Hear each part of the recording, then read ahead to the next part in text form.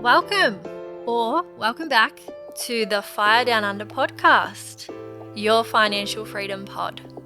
This is where we share our personal finance journey, have special guests, and dive deep into personal finance topics.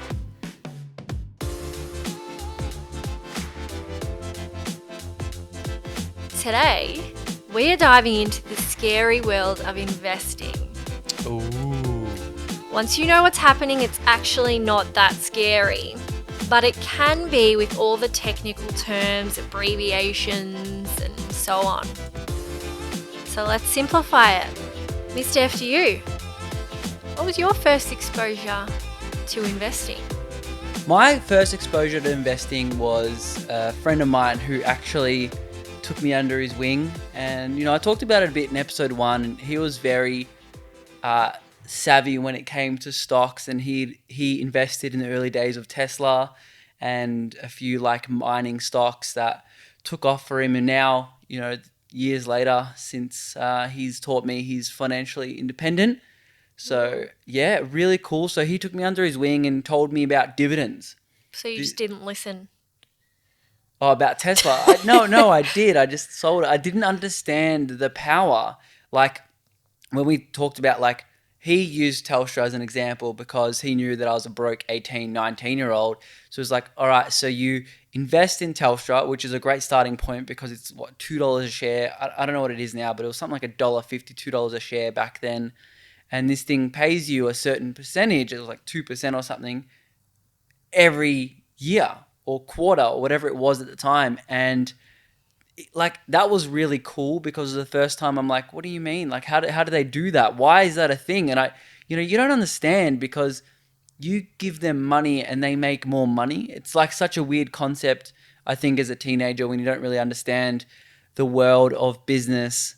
And I kind of, I bought some Telstra shares and some Tesla shares, and I used a platform called IG Markets, which is now, I think at the time it was $19 brokerage. What, once off or? No, per trade, yeah. Per trade? $19. Now, but then they changed to monthly, didn't they? Yeah, so now they changed to $50 a month or something. Whoa. Plus a trading fee. How do they get away with that? Because they have pretty intense analytics and stuff like that. So it's for day traders. Oh, right. Yeah, so they're not marketed at the everyday person who just wants to trade once or maybe a few guesses or whatever it is. They're marketed for a completely different demographic. And they were my first exposure to investing. And then shortly after that, I read the good old Rich Dad, Poor Dad. And then I figured out, oh my God, this I category. But honestly, thinking back, when I heard the I category and how it was explained to me from the people around me was, you need hundreds of thousands of dollars. And you invest in this philanthropic way where you buy a certain business or you invest in Uber or something like that. It has to be a stupid number, your Silicon Valley type numbers, not knowing that you can start with as little as $1,000 or less. Way less. Less these days. I wasn't told that. And so that's why I stopped investing for a while. And then when we kind of got started, I'm like, oh, wait, yeah, $2,000 chunks, I can do that. Mm-hmm. How were you introduced to investing? Through you. You hadn't invested at all prior to that? I had an investment property. Right. Not into stocks or shares. No way. Did you know much about stocks and shares, how it works? Nothing. You weren't No, you hadn't read Barefoot Investor at the time either. I still haven't. You still haven't? We have it and we still haven't read it. Okay. Did you know have you heard of ETFs? Had you heard of dividends? Anything like that? No, I'd heard of dividends and buying, but like you, I thought you needed to have tons of money, and I thought really that it was really risky. Yeah. Really volatile. And you see that on the news. Oh, this share's up today, this one's down, and you're like, that is so scary. You could just lose your money. But really, you can't lose your money unless you sell. That's right. And then when we're looking at all of this, something I think is a barrier to a lot of people, especially at the beginning, is, how do you do it? How does it work? because you can get overwhelmed with a lot of the information. Like how would you explain to someone how to start investing? Well, you've got to start with where you're going to invest your money. There's so many options now as well. So there's micro investing apps, there's robo advisors, mutual funds, brokerage accounts. It just goes on. I think we'll go into a little bit of detail on all of these options so people can then dive deeper into what they think suits them and they can do their research. What do you think? I love the sound of that, and I love how there's so many different options because investing is not a one size fits all. Personal finance is just that. I like that. So, micro investing is actually thought as a new way to save. So banks these days, they give you 0.3% per annum. I remember seeing an ad for NAB that was like 0.2%, and they're always so proud. They're like, we offer our valued customers 0.2%. I'm like, what do you mean? It's 0.2%? crazy now. I remember when I was saving for my house deposit, I was getting 3% or 3 point something. That's great. Huge. That's really good. Yeah. When was this, like 2016? Yeah, it was a while ago. Nah, probably even longer. That's 3%'s great. Like I wouldn't even know if bank accounts can even muster up anything close to that. No way. So people are turning to micro investing as an alternative to the 0.3%.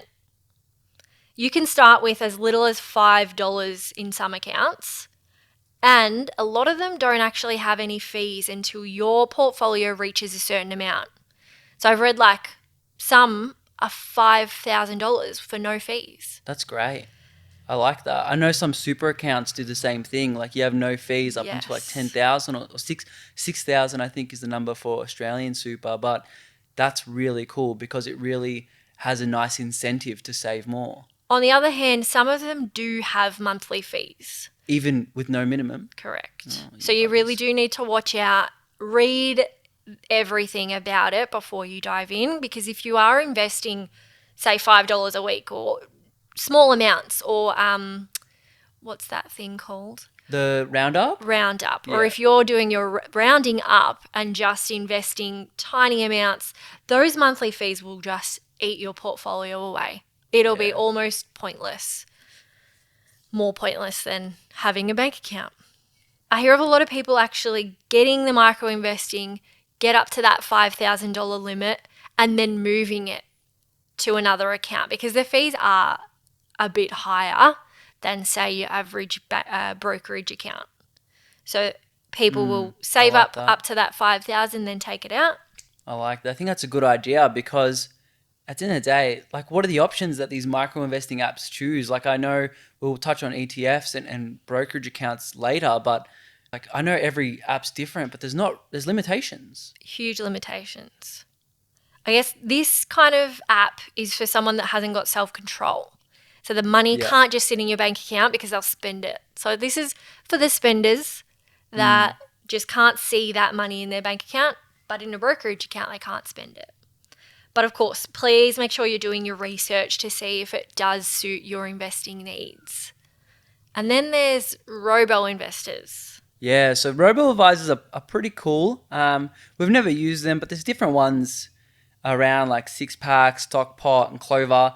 They are pretty much an algorithm. So they're based on your profile, and they're pretty personal, I guess, more personal than micro-investing apps. Basically, they offer various investment portfolios for you to invest in, and based on your risk tolerance and preference, they'll alter that.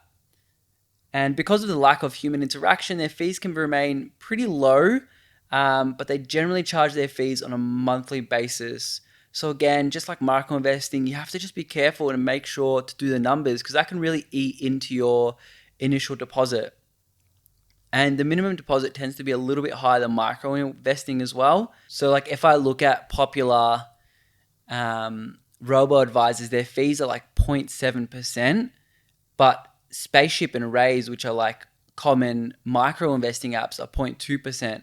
but it also depends on which tier you're on with these apps. So again, I think with robo-advisors and micro-investing, it's really important to run your numbers, because if you can use these platforms like what Miss FDU said before and save up to that one, two, three, four, or even $5,000 and switch to a brokerage account, like that'll be best off, because you don't want those fees hindering your performance, especially if, I mean, a lot of these robo advisors, I'd say they're aimed at the younger demographic. Like Roundup wasn't a thing. Or people starting out. Right. It's a good way to start out because you don't know what to invest in. But with robo-advisors, you can tell them your risk tolerance, that's low, high, medium. And then it's a good way to get exposure. Yeah, and it's pretty, like I've seen the marketing of some of these. It's fun, it's colorful, it's especially for 18-year-olds and 19-year-olds. Like I think that's what Bitcoin and other cryptos are really good at, making them really excited to save and invest. Like, oh, I'm trying to get on this new coin, and they're probably going to lose money because there's lots of fake coins out there and all these fads, but it's getting them excited. And if that roundup of $2-3 is getting you excited, great. But I think in the long term, you just have to know that these 0.7s and 0.5%, I think they really add up, especially if you want your money there for long term, for, 10, 20, and, depending on how old you are, longer. And then for brokerage accounts, this is probably the most flexible option available. You simply transfer your funds from your bank account to your brokerage account. Accounts such as Perla, Self-Wealth, ComSec. Superhero is another one. And then you actually choose which shares you want to buy or sell. If you do sell your shares, the money will then just go into your brokerage account and then straight into your bank account. It is so simple. I think really like point and click. Yeah, I agree. It's almost dangerously simple, because you go into this platform, you type in what you want to buy. Like I can speak in terms of Self-Wealth and Perla, because that's what we have and use. With Self-Wealth, you just jump in, you type what you want, either the stock code. So for example, if you want to buy Beta Shares top 200 stock, you just type in A200, which is their code. Otherwise, you can type in Beta Shares, or you can even type in, if I want to invest in Afterpay, you could type in AFT, which I think is their code, or you can type in Afterpay. So there's lots of different options, and you literally just click on them. They'll have like graphs come up on their performance. They might have some news and resources there available, and then you literally just click. You can either purchase per value or per units. So if an Afterpay unit is $50 and you have $100 in your account, you can purchase 2 units, or you can just type in value. I usually can't be bothered figuring out the units amount. So if I'm like, I've got $3,000 available, I'll just put in the value of $3,000 and it works out how many units you can buy, and then it adds in the brokerage fee in there. And it's the same with sell. So once you want to go to sell, you just click to your My Portfolio part of the app and you just click sell. And then obviously all of this has to happen while the market's open. So if you purchase this at 6 p.m. or try to sell at 6 p.m. at night, it's not going to go through. You have to wait till market's open, which is, depending on time zone, generally 10 a.m. Eastern Standard Time. And once it opens, the transaction happens and you'll get an email and a notification in your app when that does happen. But I think that's generally the gist of it. It's really buy, sell, click. They've made it really simple, which is great. Fees do vary with these accounts as well. So we've mentioned we've been with Self-Wealth and Perla. Both of those cost $9.95 for a trade. So we generally try to say if you are using those accounts to trade $1,000 or more at a time, so then your fee is only 1% of your spending. Yeah, I think that's a really good way to look at it, because if you're just putting in $500 and you got that $9.95 fee, that's a 2% fee right off the bat on an ETF.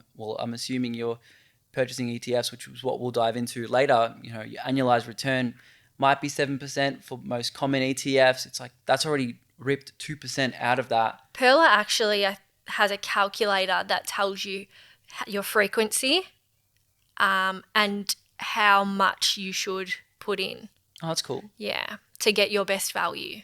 Oh, that's great. We've done one before. I can't remember where that one was from, but yeah, we can link the Perla one in the show notes. Yeah, it's really good. We've been with Self Wealth for a while. Like I opened my Self Wealth account years ago. I can't even remember what I had when we I think it was started Telstra. dating. Was it Telstra? Yeah, I think still it probably was. had Telstra from that many Like years. $700 worth or something. Yeah. Oh man, I got like the few dollars in dividends. So I took that Telstra lesson, and it really stuck with me. But yeah, we still have the Self Wealth account, and our plan was obviously as a couple, you've got a few options, and there's different tax advantages with each one. We looked into a few to see what would be best suited for us because being two individuals, you can open two individual stock accounts or you can open a joint one.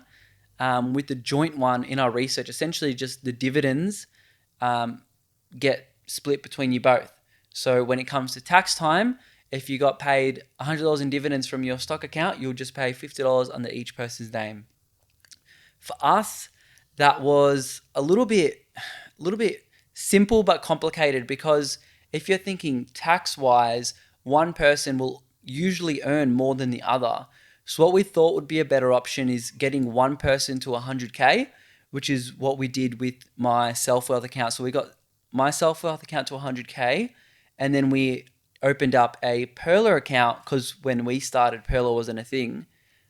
We opened up Perla because we just found it was a really cool, new, unique platform, and it really spoke to us because it is the whole premise of it is based on fire, isn't it? It is. Their values really align with ours. So that's why we decided to open an account with them. They are not about your day trading. They are about buy and hold. Just keeping to that strategy. On their website, they've got like target portfolios. So you can say, I want 33% of VGS, 33% of A200, and 33%. I think we've got FE. I think Yeah, that's it's actually FE. our target I like portfolio. their one better than Self Wealth because Self Wealth actually has the same feature where you can put in a target portfolio, but I think it doesn't look as aesthetically pleasing, which is a Well, small thing. the But other good thing about it is if you're doing auto investing with Perla, they will just purchase according to your target. yeah, see, Self Wealth can't do No. that. But I don't think any other trading platform does auto invest. It's just Perla. Well, I think the robo Oh, and the besides, yeah. micro, but yeah, I agree. Yeah, that's really cool. So they really stick with our strategy. That's why we open an account with them. Again, do your research. It might not be the best option for you. Yeah, for sure. And then coming back to like the tax thing. So essentially our goal is since we've got mine to 100K, we'll get Mrs. FDU's to 100K, and then we'll kind of switch to then 200, 200, 300, 300. And the biggest benefit to that for us as a couple, what we thought about was if I say had a few big projects for work or something and I got quite a bit of money or earned quite a bit in that financial year, and especially once we are fired and we're retired, I wouldn't sell from my portfolio. Instead, it would be Mrs. FDU. So then, and then we'll kind of rotate. If Mrs. FDU earns a lot in one financial year, we can sell from my portfolio. And that way, it just optimizes the tax, especially as a couple. Again, it's not, I don't think it was a big deal. Like for us, the numbers really were much of a muchness, but it's also neater. Yeah, It's it's also like, simple. yeah, it's simple 100, 100, 200, 200. And then it's cool because now we know, okay, now all our investment money is going to Perla and we're not touching the Self Wealth account, but we can see that Self Wealth account grow. So even though we stopped it at like 105 or something, it's like at 115 now without us putting in anything in there. Yeah, how exciting is that to That's see? awesome. That's full compounding growth. And then, to have that just snowball from there is really cool. Also, full disclosure here, we are affiliates with Perla. So we do have a link in our show notes if you do want to check them out. If you sign up with our link, we do both get free trades. Yay! Yeah. But yes, definitely check them out. The other really cool thing with Perla is they actually have free ETFs, don't they? Yeah. There are some ETFs that they offer that have a $0 fee. Oh yeah, that was really misleading for me to say free ETFs. Yeah. You get some free units. Yeah. Yay. No, there's no brokerage fee. It is, yeah, how cool is that? It's pretty cool. I wonder what the goal is, whether like they've worked out, hey, we need more this ETF, or companies worked out we need more customers. Can you guys offer us and push us, and we won't charge you brokerage. So that's really cool to have a partnership that works out for the customer and the business. The other good thing about Perla is that it's Chess sponsored. So I might actually dive into what that means to start with. Chess sponsored, or what it actually stands for, is Clearinghouse Electronic Sub-Register System. Did you know that? I actually didn't know that. Neither did I was about to ask you, Yeah. as you said chess, I'm like, do you even know what that stands for? Because you always see it in all caps, so I'm like, it must stand for something. Has to. So with Chess sponsored, the exchange actually has a record of you owning these shares. Mm-hmm. They're directly under your name, which can be tracked via a unique identification number called the HIN number. HIN number. Good job. Yes. You receive this HIN number in the mail because they're from the 1900s. They don't know how to upgrade to email. I know, like, what is it, a privacy thing? I Like, don't know. It's why are you so still annoying, sending us though. letters? Go home. When you buy shares, Chess will usually settle it within 2 business days, transfer the money between you and the seller, and transfer the legal ownership of those shares to you. Chess also keeps track of the shares you own in its sub-register. Then there's the other option, which is custodian, when brokers hold the shares on your behalf. You, of course, have the rights to those assets and you can withdraw them at any time, but the custodian keeps it in their name. They keep the record of who owns which share. The benefits with custodian is that you'll likely have access to more products, more likely to have less of a brokerage fee as well. Yeah, I think within the FIRE community, when we talk about chess versus custodian products and brokers, more people I found are pro chess, purely because FIRE, I think, is something, or the people that are attracted to it want a safety net. You know, you don't trust, you want more freedom firstly, but you don't want that freedom taken away from you by a risk that this custodian company goes under and something happens with your shares. Which can happen, and it has happened before. Has it really? People have gotten their money still from that, but it's taken a really long time.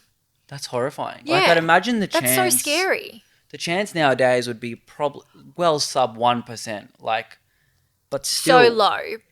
But don't want yes, that. you do feel that sense of safety with Chess sponsored, don't you? Yeah, I mean, imagine when you're starting out, 1,000, 2,000, 5,000, not a Big lot deal. to lose. Yeah. But when you get to that 500,000, imagine potentially losing 500 grand.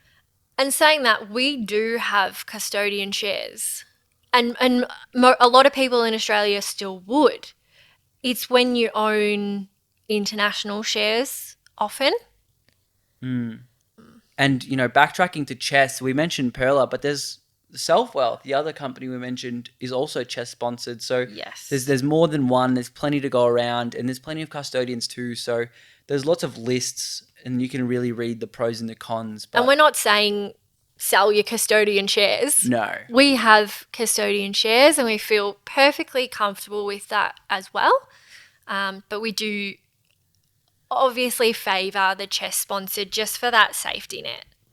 So when we're looking at shares in your name, like what we were talking about before, like there's a company that does the financial admin. So when we're talking about step one, which is like put your money in the brokerage account, like if you're with Perla or Self-Wealth or whoever else, if you say want to buy Vanguard's Australian shares, so VAS, you would then purchase that share, and then there's a financial administration company, which I think with Vanguard is ComputerShare. There's a few different ones like InvestorServe, and essentially I think the relationship between these two is mainly administrative. So when you purchase a share, someone has to handle your dividends, your customer communication, and your reinvestment plan, which is all things, we'll dive into.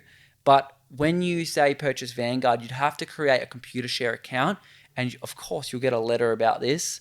So you don't have to worry too much or stress about it. Once you purchase it, we usually get the letters within I don't know, a week or two, depending on where you live. Of course, that's different. And it kind of prompts you to create a computer serve or computer share, or investor serve account if you haven't already. And then you log in, and then you see all the shares that you have under that financial and administration company or whatever they class themselves as. And you can there's an option where you click dividends, and you would add in your bank details there. So we've thrown around these words, dividends, ETF. Let's go into what an ETF actually is. Yeah, we'll keep it nice and simple. ETF pretty much stands for Exchange Traded Fund, which is a fund that holds multiple underlying assets rather than only one, like a stock. So if, with my example before, if you purchased Afterpay, you own shares of that one company. Whereas if you purchase an ETF, you could own shares of tens or even hundreds of companies and small little dips. Like with the Vanguard Australia one I mentioned, you could own a little bit of Coles and Woolworths and BP and whatever else is in there. Basically, it sifts through the biggest 200 companies, and that changes every now and again as well. They also do ETFs based on industry. So you can Yes. get like tech industry funds. You could get, I don't know, what else? I don't even know. You probably have like health industry funds. You'll have like heaps of different ones. In Florida, actually in the US, they created a vegan ETF. Did I tell you about that? Yeah. Yeah. And there's an ethical fund. Yeah. So yeah, you can There's do it heaps. based on the top companies in the country or the world, and then there's Yeah. industry way. Yeah. And obviously, if you choose industry, it's going to be a little less diversification than choosing a basic one. We personally, we like to have multiples because they invest in different things. So obviously, with ETFs, I said Australia. You can also get ETFs for Asia and Africa, ETFs for the US, UK, Europe. There's an ETF on gold. Like there's just an ETF on everything. There's really little downsides to ETFs as well. The only thing that we've found is that you have to do your tax a little bit later. But that's because they auto-fill how much dividends you make. That's right. So they already We could figure it out ourselves, couldn't we? You could, but that's not too much of a con, but it is the No. only one we can think of. The pros definitely outweigh the cons. Definitely. Like, especially if you purchase Afterpay and Afterpay tanks, There you goes lost your money. But if you purchased Vanguard or Beta Shares, top 200 or top 100 companies, if that tanks, firstly, it's not going to tank by March because, if we look at the COVID March situation, it tanked, 30% at its prime? Like 33 or something. Yeah, but if you look at Afterpay and even companies like Flight Centre, if you had Flight Centre, your stock tumbled down. Virgin, Qantas, all those companies. But Vanguard, if 100 companies tank, we've got an apocalypse coming. Yeah, we got much Like bigger if problems. Coles run out of money, if Woolworths run out of money, if all these companies run out of money, you've got bigger problems. And the likelihood of a company going bankrupt, they're likely going to already be in the bottom 10 companies. Yeah, so you'd have like 0.001% on it. Exactly. So the top 10 companies, you would actually have a higher percentage invested in them, and the lower 10, you'd have a lesser percentage invested in them. Absolutely. Yeah, ETFs are very, very cool and a close cousin, I guess, in terms of popularity in the FIRE communities and LIC, which is a listed investment company. This is really popular with Peter Thornhill and his book and his kind of concept. And a lot of people have given quite a bit of criticism to it nowadays because I guess the theory is he's very pro LIC because back in his days, ETFs wasn't a thing. But now ETFs have this amazing structure, great returns, including a dividend that an LIC generally doesn't do. Because of its company format, it focuses a lot on keeping the investor happy. Unlike an ETF where you're investing in the underlying assets, with an LIC, you're buying shares in that company. So because LICs have investment managers as well that actively select which assets to invest in and seek other investment opportunities that they believe will outperform or do really well, they have slightly higher management fees and costs attached. Buying an LIC on a downturn or discounted rate won't really guarantee a good result, but they usually don't also grow too much on an average day because they, again, focus on the dividend. So they are an income producing stock. So Milton is a different kind of example because it got bought out by this other company. And since we bought it last year, it's gone up 100%. I logged into Self Wealth and the rise since we bought it was 99.6%. Compared to Argo, which is another popular one, which might have been 20% or whatever since if you bought it in the downturn. So they generally try to pay 3 to 4 to 5%. They're generally more franked because they are Australian based, especially the ones that we can get on our stock exchange. And because of that, one of the reasons they don't grow a lot is because they keep a nice cash allocation aside, again, to make sure that they can pay you dividends. So in a downturn like COVID, you can still get a dividend. Whereas a lot of ETFs ditched their dividend or at least cut it quite substantially. So your income would have been hurt, and LIC can help balance that out. And that's why a lot of people, or in my research and talking to people in FIRE community, that's why a lot of people still have the LIC in there mixed in with the ETFs to help kind of with the volatility. Balance out that act. That's right. Obviously, with investments that we talked about, there's also property. Like you mentioned at the beginning, you've got an investment property, but you can invest in property in the stock market. How good is that? That's weird So cool. It's called REITs, which stands for Real Estate Investment Trusts. REITs make it possible for an individual investor to earn dividends from real estate without having to buy it, get a mortgage, or finance the property themselves in whatever way.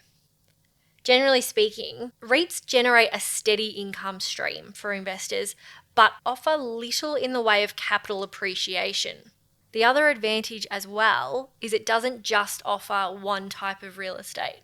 It offers apartments, houses, offices, warehouses, whatever it is. Many REITs are publicly traded on major security exchanges, and investors can buy and sell them like stocks through the trading session. So yeah, that's really cool. So instead of going and buying a house in Toorak, you can invest in like these big, like the rent that Woolworths would pay to landlords, these huge corporations and buildings that you would have no access to. I think the way that we first got introduced to REITs was like buying one brick. Yeah. Or like Brick X or whatever that company was called. Yeah. Yeah. But REITs is very much the same. You can look at it the same way, can't you? Yeah, absolutely. We used to have a REIT. We sold it at a bit of a loss. I think I only put 1,000 in there just to see what it was like. I don't know why I did that. But it was called Dexus, so DXS. I think it's even in the Vanguard Top 100. It does very well. But yeah, it's something that we don't personally invest in anymore, but it's a really cool option. And I know a lot of people in the FIRE community do have one because they generally have that as an alternative to getting an investment property. Smart. Yes. No stamp duty. Oh, it's a killer. It is a killer. But, I really wanted to touch on dividends, which is something we've mentioned 110 times, I think. Since because they're the best. They are the best. So, dividends are a portion of earnings allocated or paid by companies to you, the investor, for holding their stock. That's crazy. Not all stocks pay it out though, as you did mention. Larger, more established companies with more predictable profits, probably like Telstra. Yeah. These companies tend to pay regular dividends because they want to maximize their shareholder wealth. So if you're happy with holding Telstra because of the income they give you, you're more likely to put more money into them. That's where they think. So you invest more money into them, they're happy. They give you more money, you're happy. Correct. Everyone's happy. Everyone's happy. Dividends are great. Last month we got a whopping dividend payment, and it's crazy to see it grow through the years. Like when you first start, I remember when we got our first dividend when we started investing together, and it becomes real. It's really exciting. You're like, I wake up today and we've got $100 extra in our bank account. Like, whoa, that's crazy. And it's really making money while you sleep. How much did we get paid in dividends last month? 1,800. That's crazy. Last fin year we got 1,600. So in 1 month, we outdid last fin year. Yeah. And when we started, I remember dividends being like $20. And we were so excited then too. Of course. And obviously, there's dividend reinvestment plans. So when we touched on that before, we like to see that money in our bank account. A lot of people in the FIRE community are pro dividend reinvestment plan. So when I was talking about before logging into ComputerShare and InvestorServe and stuff like that, you can choose to reinvest your dividends and the company does that for you. So if you had a dividend of $100 and the unit was $100, they would automatically purchase that for you and that would be reflected in your brokerage account, and they would advise you of that. But I don't think that's that exciting. It is a very much a set and forget strategy. Phenomenal for people who don't trust themselves. So much like the micro investing and robo-advisor concept of the money's not there. Whereas we see the money, we're like, oh my goodness, look at this dividend. It gets us excited, but it's in our account for a day. And then we reinvest it. Yeah, we don't spend it. No, in the debt. We go out on a very, very, very, very nice dinner. No, it goes straight to Perla at this stage. And the reason we're doing it like that is because we don't necessarily want those funds to go back into the same stock. So we got, I think a big chunk of that was from Ethy. Yeah, a huge chunk of that was from Ethy. But we didn't want to buy more Ethy. We wanted to buy, what did we buy? VGS. Yeah. Correct. So when you do the dividend reinvestment plan and VGS or whatever ETF or LIC pays you, you're purchasing more of that product alone. But if you didn't want more of that product, too bad, so sad. So we personally don't use that, although I do admit that it's a great option for people who... We might in the future. I don't think I want to. Oh, gosh. I don't want to. You need that gratification. I need the gratification. If you are abstaining from purchasing, I don't know, going out for amazing lunches and having a latte a day and you're purchasing a lot of, I don't know what else I love, coconut water. Like if you're just going hard on these things that maybe would otherwise be better in your bank account, I want to see a reward, and that reward is dividends.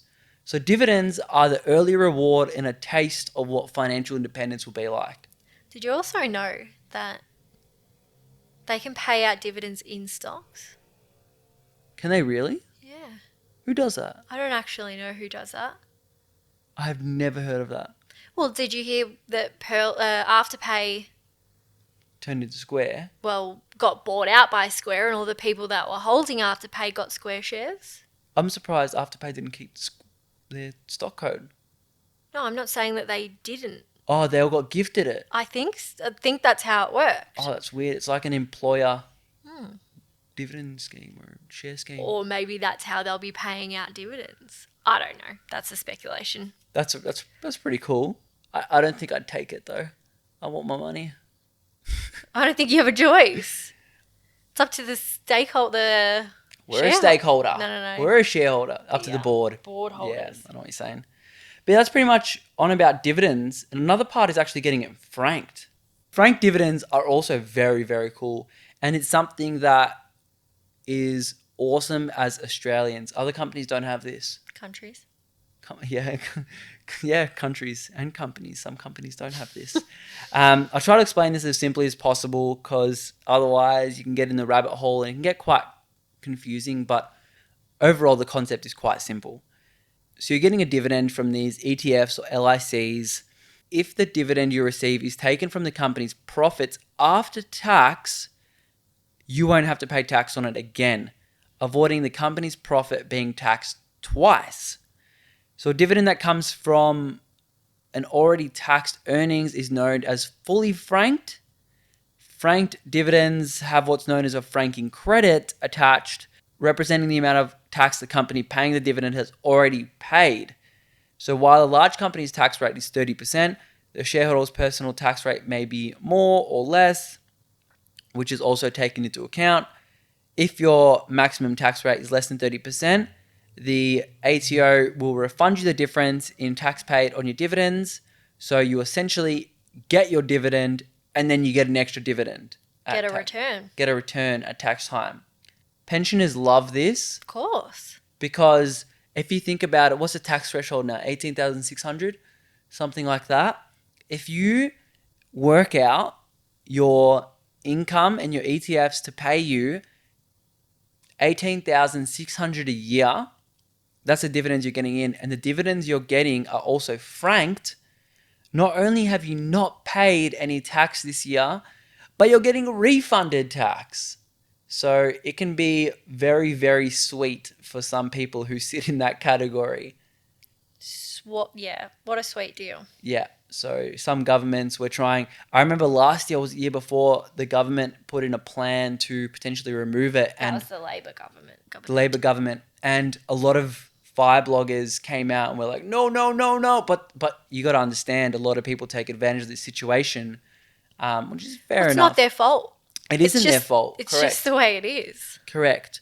But yeah, it's something that if it passes through, will take years and years and a lot of fighting. And yeah. Might be when we retire. Look, because when they said it, it's like everyone was like, oh my God, I'm changing my portfolio now to not include franked stocks. I'm like, it's going to take so long to come in. Oh my God.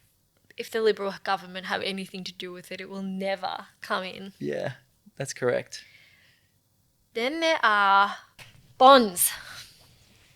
You've probably heard the term if you've watched, what's that movie? James Bonds? An actual finance film. Oh, is it the Wall Street one where it crashes? The Big Short. Yeah, oh my gosh. If you've watched The Big Short, you've definitely heard of bonds. They're very convoluted, but essentially, bonds are units of corporate debt. They're issued by companies and securitized as tradable assets. Governments at all levels and corporations commonly use bonds in order to borrow more money. Governments need to fund roads, schools, and other infrastructures. Similarly, corporations will often borrow to grow their business, to buy property, equipment, and to undertake profitable projects for research, development, whatever it is. Bond prices are inversely correlated with investment rates. When rates go up, bond prices fall and vice versa.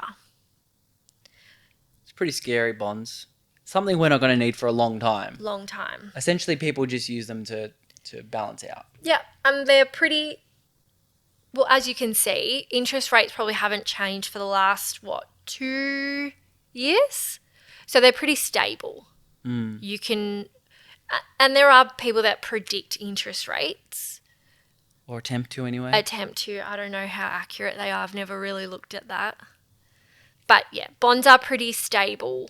So there's something that you would probably get into your portfolio when you're much further down the line. Yeah, it's something that I definitely wouldn't take a short podcast episode to research about, because it's really something that will tackle future volatility of your portfolio. It's something that I know a lot of people, even in the FIRE movement, get access to financial advisors for, or a lot of things, because they are a complicated thing. And I know a lot, like Big Earn and a lot of these FIRE bloggers put up their portfolio allocation. It's usually, I think, 15% bonds. So it's a small amount, but some people are like 40% bonds. In Millennial Revolution, I think, are 30% bonds. Well, they're retired. Yeah. So it makes sense. So correct. When you're way further than we are, we're in an accumulation stage. When you're retired, bonds come in handy to stabilize and keep your portfolio chunky That's right. instead of needing to accumulate more Yeah. assets. So in a downturn, when stocks have gone down, you can choose to sell your bonds instead, Correct. which have either stabilized or generally, if stocks are down, they would have gone up a bit, and then when it stabilizes again, you can sell your stocks, purchase more bonds, and change your cash allocation. But again, it's something that we haven't really looked into that much because we don't need to right now. And I think bonds are quite complicated, like I think especially if you look into how it actually works, the transactions between you as the money holder and the money provider and the company or the government you're lending your money to, the maturity date of these bonds. Like, there's a lot to go into. I didn't even bother with the maturity dates. Yeah. It's just too much. Yeah. But with bonds, a lot of the popular companies that you've heard of, ETFs and LICs, do bonds, like Vanguard, BlackRock, Beta Shares. They all do bonds.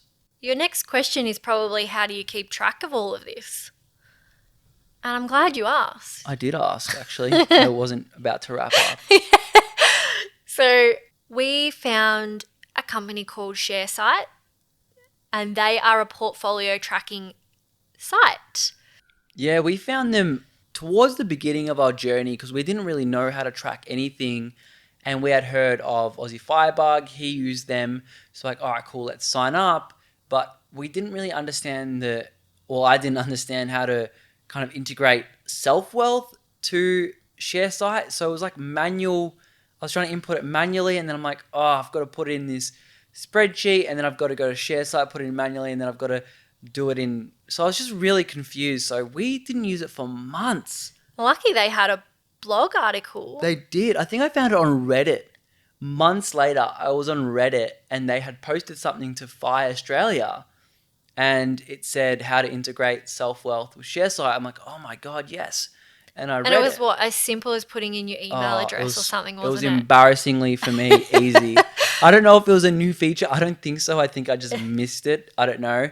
But essentially just put, if it was self-wealth or Perla was one click. I actually didn't do anything with Perla. I just said click, logged into my ShareSite, and then that was it. But with self-wealth, you have to get emailed contract notes. But we've actually got a blog post on how we did it. Yeah. So we'll link that one up in the show notes. But that's pretty much how we came across ShareSite. ShareSite, we love that you can see how much you've gained or lost from each stock. Like each individual stock, they tell you capital gains. They tell you how much in dividends you're going to get. Oh, that's the best part.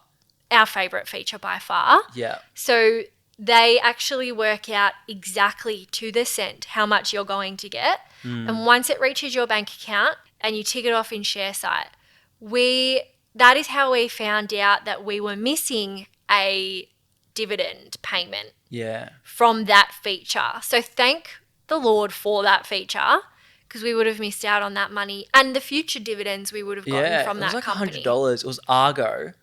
At the beginning, when I said log into this financial administration, put your bank account details in, I didn't do that for one LIC we had bought, and I was just like, when I'm going through what dividends we've paid, I'm like, we've never received Argo. Like, what's going on?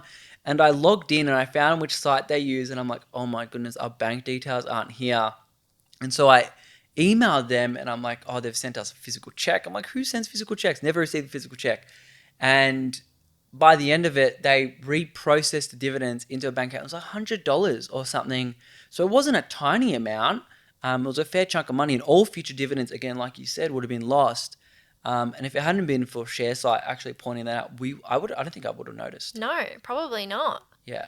And the next new feature that we've now started using is the fact that ShareSite can combine both Perla and self-wealth into the one portfolio. Yeah. So we can track both of our portfolios into the one and view it as a single portfolio. This was when we were deciding whether to use self-wealth and Perla or whether to continue or change to a joint account. One of the huge cons to having two brokerage accounts, like one each, was actually having to track both, like for our net worth that we use every month. We love simplicity. We don't want to have 15 different accounts here and there. Correct. So when we found out that you could use the one portfolio tracking system in ShareSite for both. That just, it was a no-brainer. Seriously, like I don't think I've logged into Perla unless we buy something. I log into Correct. Selfwealth every now and again just to check the market. But having to not log into two things just saves so much time. Oh, we forgot to mention that it's free. True. For the one account, it's free. If you need to upgrade. Holdings up to 10, I think, is free. So we have like 5 dividends or something. So if you're a simple investor, you can just use a free account. But we've got and it's tax time too. Yeah. So it's the perfect tool for tax. Does all your tax reporting and stuff. We're on the expert plan. Because we've got 2 accounts. Yeah. 2 brokerage accounts. 2 brokerage accounts. We get the tax stuff, and it gives you like unrealized capital gains. So it kind of works out if you were to sell this stock, how much would you make? It does. There's so many calculations in there.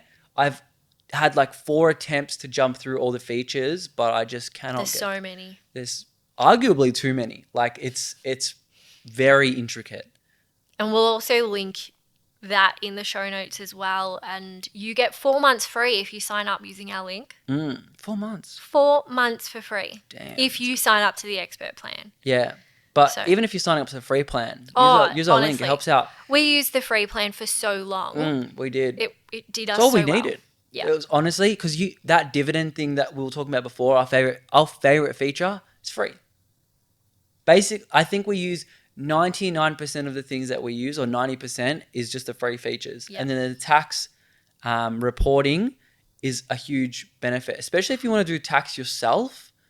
You don't want to pay the $300 or $400 for an accountant. Good on those people. Just pay for the share site, and there's your accountant right there. There's your accountant. That's pretty cool. I just love playing around. You can. I don't want to talk too much about it, but if you're a nerd with numbers, like I love looking at analytics and stuff like that, I'd say it's pretty cool. You can make a mock profile portfolio as well, can't you? Yes. And track it. Correct. So under our profile, I've got like our road. We named our profile or our portfolio Road to Fire, and you can track it against the S&P 500. So you can see how's your portfolio doing to like the S&P, or you can compare it to different things. So that's cool. So we hope you learned something in our Investing 101 episode. Episode number 3. I learned something. Did you? What was your takeaway? I learned about custodians. Custodians. Yeah. What, did you learn anything? Or did you know everything? Did I teach you anything? I think I got a clearer understanding on franked dividends, to be honest. Yeah. Yeah. They're very like I always knew what they were, but I didn't know why, and I actually didn't realize how it was a refund and like, for nothing. Nothing? That, the company had already paid tax on it. Company cops it. Yeah. So I thought, I got a deeper understanding on that. That was my takeaway. Nice. Let us know your takeaway in the comments. Not comments. You have to go to Twitter and Instagram. In the podcasting world, there's on YouTube. Oh, we've got to ask people to leave a review. Leave a review, people, if you like what you hear.